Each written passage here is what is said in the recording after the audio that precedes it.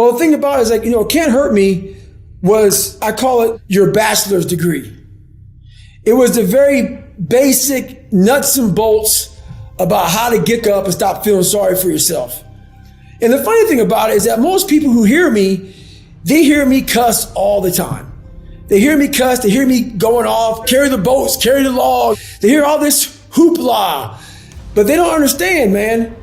There's a very, very, very philosophical side of David Goggins. And that's the side that book right there, Never Finished, gives them, is that's the real me.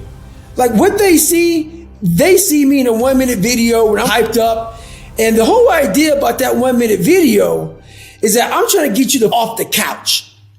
And I don't have 10 to 20 minutes to give you some great philosophy about why we need to get off the couch.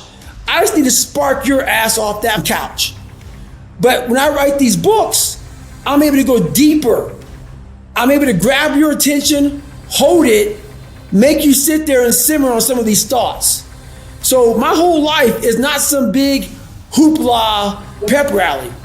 My whole life is about going into the dungeon and going into that area where I can go through all this and become a philosopher. I really am a philosopher, man. A philosopher about the mind, about how far we can go.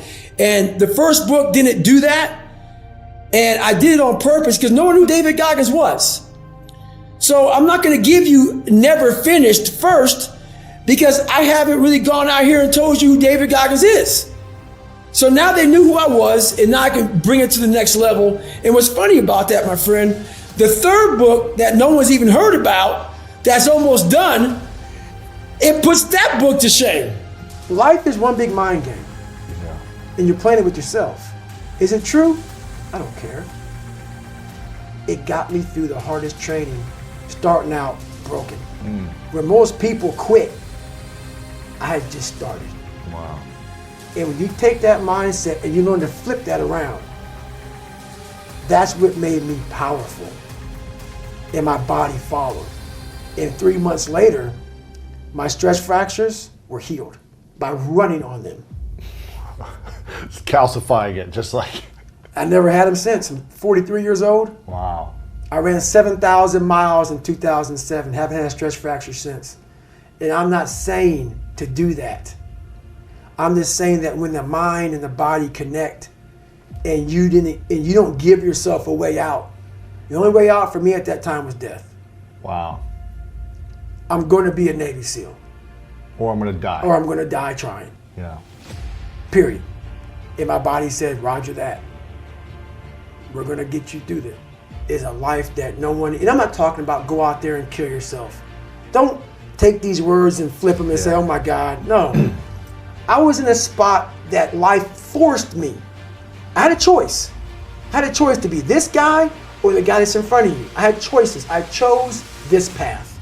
And you're still choosing it. And I'm still choosing it. You can go back to that guy at any moment. Because I found out something with those stress fractures. I found out something through facing all these things. I found out a whole nother world, which is why I walk around with all my stuff in a black backpack.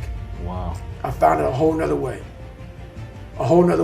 of no matter how far you get in life, you have to be able to go back to scratch in your mind at a moment's notice.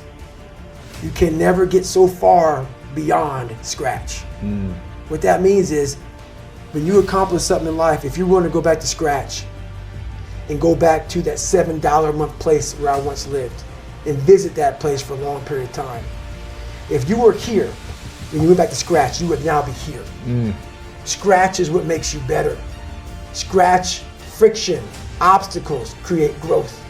There's no friction when you're this far up in the game anymore. You think there is. When you achieve, that's right. When you achieve so much, the friction is minor. Because why? I'm sore. I'm gonna get a massage today. I'm hungry. I'm gonna eat today. The refrigerator is always full. So your comforts are now, so your discomfort is now very minuscule to your discomfort back here in the $7 a month place. So when I was in 6th grade, we had a play and I used to stutter real bad, man. I mean, like I couldn't say a word without just going off on my stuttering, man. So whenever I'm in front of people, I tell them that. I literally walked off a stage because I couldn't get the damn, I had one line to say in 6th grade, one line. And I literally walked off stage because I couldn't say the line. So I get in front of these people, I speak for an hour and a half. And I look at them before I start speaking, and I say, my God, this is pretty amazing. When I was a young kid, I couldn't even stand in front of 2 people to speak in front of them. And where I'm getting at is, I found great power in facing my fears. And by doing that, it gave me such confidence to stand in front of a lot of people, because I now know what a lot of us are going through so much, but I had the guts to face it. I had the guts to tell people how messed up I am, how messed up I was, the struggles I'm going through. Very few people have that in them to do that on a public platform, and that gives you a lot of confidence. When you finally get to the point when you really mean, I don't give a what you think about me, there's a lot of power in the fact that you can stand up in front of people and look at them, and if you mess up or if you start stuttering, you don't care. And to have that kind of mindset, I'm finally there now through facing myself. So yeah, all those things, I don't fear too much anymore, man. And if I do, I attack it. One thing I found out was for several years, I gave myself a way out. When you were 300 pounds? When I was 300 pounds, when I was all the way up until I was 24 years old. I would climb a mountain, I'd fall back down. I start climbing, I fall back down for the first 24 years of my life. I went to my first Hell Week, my second Hell Week, and then my third Hell Week came in SEAL training, and the CEO, Captain Bowen, looked at me. I'm on crutches, I'm all jacked up. He says, hey, this is your last time you're gonna go through buds. This is it. I had several stress fractures.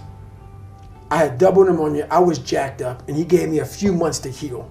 And he said, this is your last time going through. I shouldn't even let you go back through. Wow. I started Navy SEAL training with stress fractures. And this is when I started to not put a cap on the body if the mind is there.